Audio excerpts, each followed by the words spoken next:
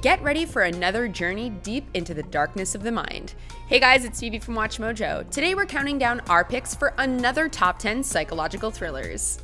This is your life, and it's ending 1 minute at a time. We're taking a look at 10 more films which possess intense psychological themes and which blur the line between reality and fantasy. If you think we missed a title, be sure to check out our first list on the topic. Let's get to it. If you like what you're hearing, be sure to check out the full song at the link below.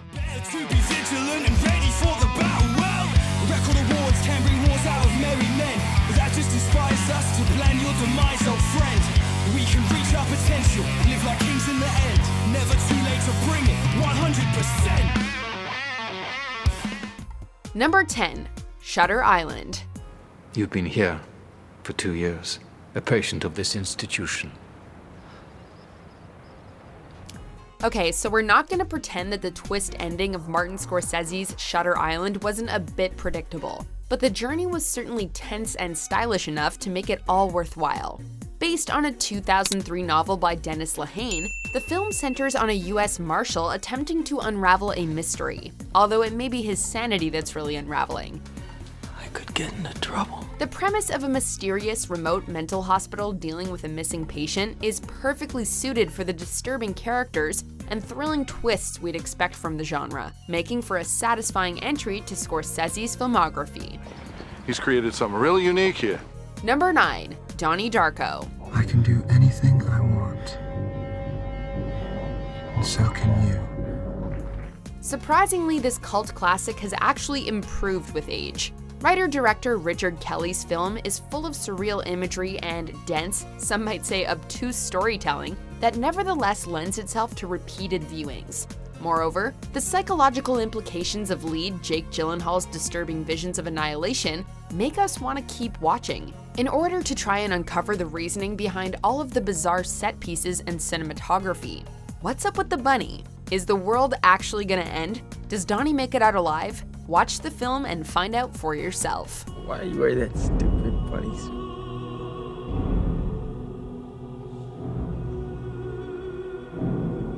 Why are you wearing that stupid man suit? Number 8, Crash.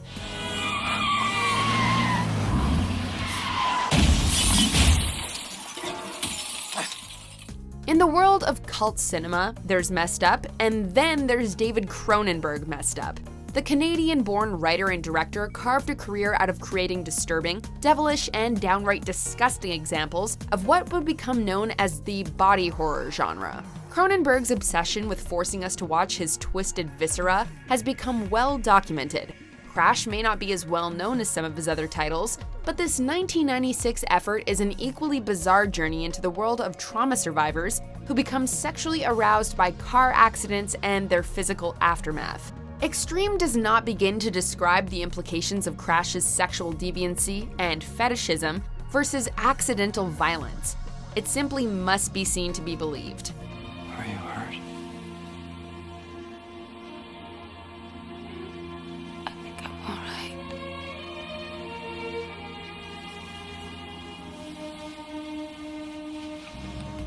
Number 7, Don't Look Now. This film isn't a violent or exploitative affair, but rather one that explores themes of grief, loss, and regret in a disturbing fashion. Christine is dead. She is dead. Dead, dead, dead, dead, dead. Don't Look Now was released in 1973, but continues to win fans today, thanks to the film's atmosphere and a one-of-a-kind shock ending. It's okay. It's okay. I'm a friend.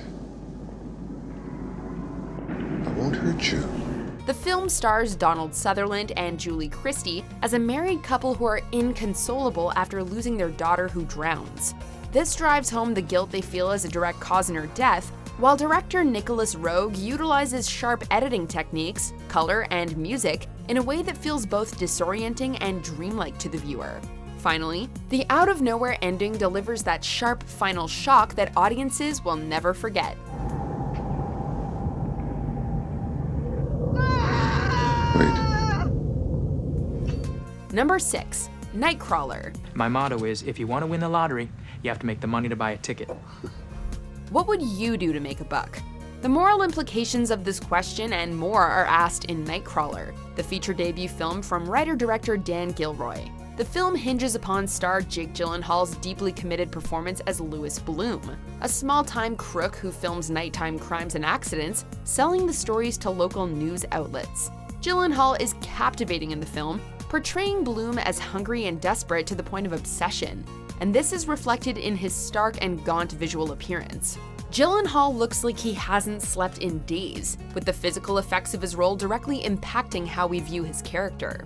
We know he's an amoral bloodsucker, yet we cannot stop watching him right to the very end. But remember, I will never ask you to do anything that I wouldn't do myself. Number 5. Gone Girl. Is it unfair to refer to writer-director David Fincher as one of the masters of the psychological thriller? We don't think so, as evidenced by this excellent entry from the man's filmography, Gone Girl. Fincher didn't write this effort, but instead adapted a screenplay by the author of its source material, Gillian Flynn. Yet Gone Girl still seems very much indebted to Fincher's sense of style. It's where you keep goodies for Anniversary 5. So open the door and look alive.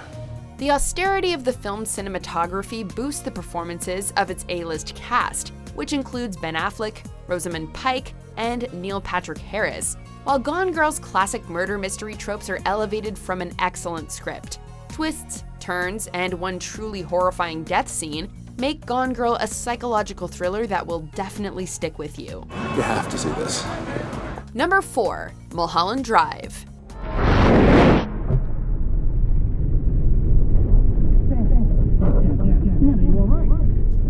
Speaking of twists and turns, we defy anyone to uncover the mysteries behind Mulholland Drive upon their initial viewing.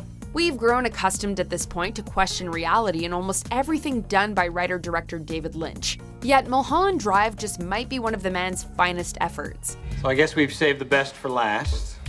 This is thanks not only to the epic and layered performances from Naomi Watts and Laura Herring, but also the film's near-perfect script. Lynch has always loved to venture below the dark, seedy underbelly of the American dream, and this time sets his sights firmly on the Hollywood fantasy. The results are a stunning and entrancing work, one that hits us psychologically and emotionally in a way few other films have since its release. Silencio. Number 3. Rebecca.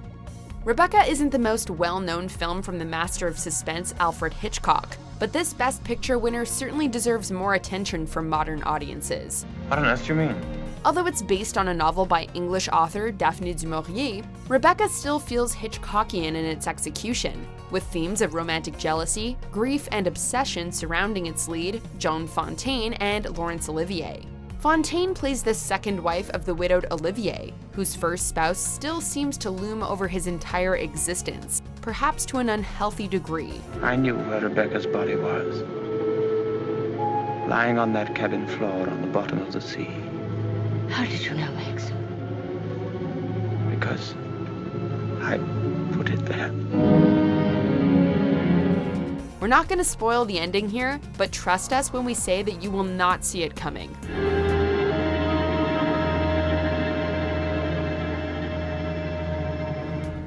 Number 2. Fight Club. Gentlemen, welcome to Fight Club. David Fincher returns once again to our list, this time with a film that's very much of its time, while also serving as one of the most popular flicks from the late 90s. Fight Club was based upon the book from Chuck Palahniuk and practically drips with a grimy style and throbbing electro-industrial soundtrack.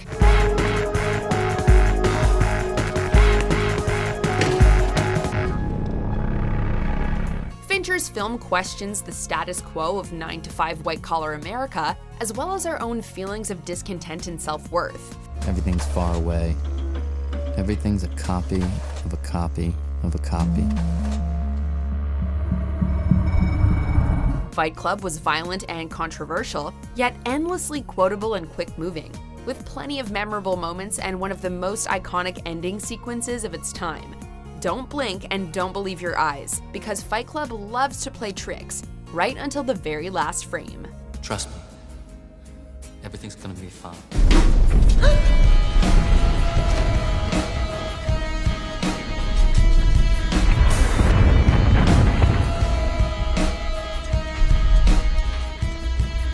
Did you guys notice the flashing frames in your first viewing of Fight Club? I certainly did not. Before we unveil our number one pick, here are some honorable mentions. I have some bad news for you.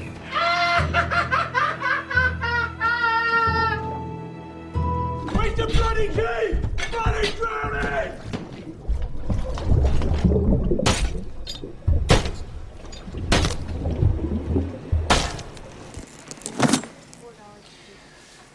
Rick, have you ever heard the expression, the customer is always right? Yeah. Yeah, well, here I am, the customer. Counselor! Is that you? Counselor! Come out, wherever you are.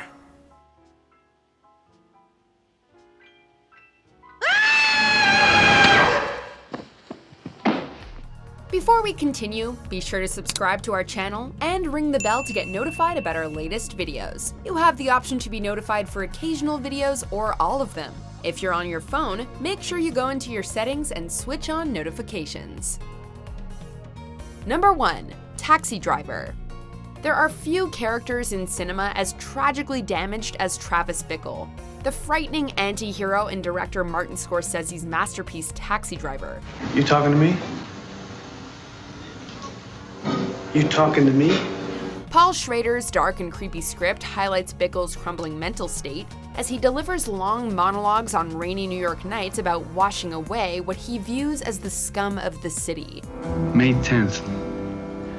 Thank God for the rain, which has helped wash away the garbage and the trash off the sidewalks. The adult theaters of 1970s Times Square serve as the perfect backdrop as Bickle dates a political volunteer, becomes obsessed with an underage prostitute, and eventually cracks under the pressure of his inner demons.